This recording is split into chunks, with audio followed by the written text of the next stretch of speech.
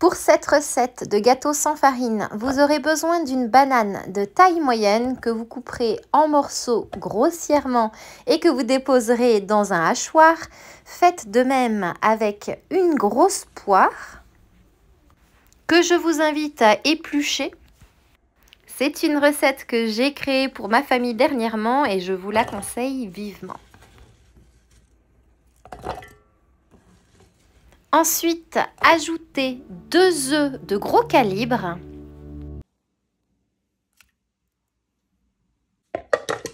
Puis mixez le tout pendant 15 à 20 secondes selon la puissance de votre hachoir.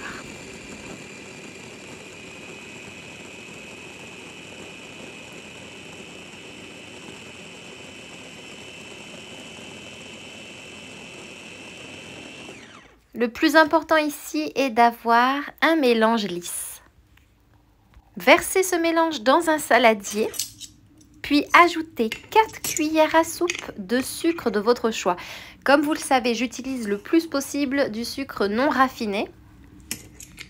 Il y a environ 1 an ou 2, je vous avais partagé ma recette que j'avais créée à base de pommes et de cacao amer pour faire un gâteau sans farine. Ici, je vous propose une nouvelle version avec la banane et la poire. Et alors, croyez-moi, ça en vaut vraiment le détour. C'est comme le meilleur gâteau au chocolat que j'ai jamais mangé. Ajoutez ensuite 60 g de cacao non sucré. C'est beaucoup, mais cela a une grande importance pour avoir la bonne texture du gâteau. Puis délayez le tout avec un fouet manuel.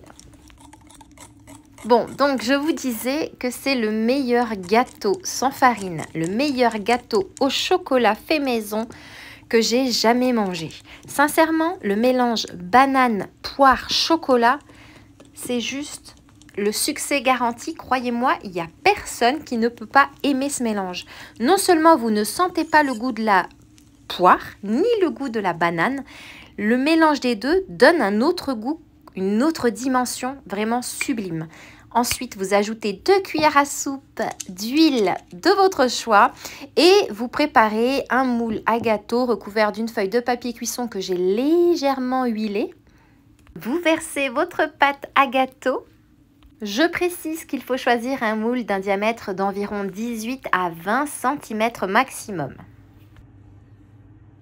Et pour le côté ultra gourmand, vous ajoutez des pépites de chocolat au lait par-dessus, seulement une petite poignée. Et vous faites cuire au four à 180 degrés, en four préchauffé, pendant 30 minutes. Et voilà le résultat. Et là, le plus dur, croyez-moi, c'est d'attendre qu'ils tiédissent ou alors même encore mieux qu'ils refroidissent. Après, ça dépend des goûts de chacun.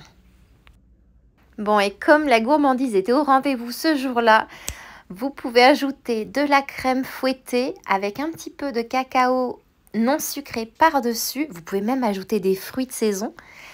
Écoutez, c'est juste une pure merveille. Et maintenant, il ne me reste plus qu'à vous souhaiter une délicieuse dégustation.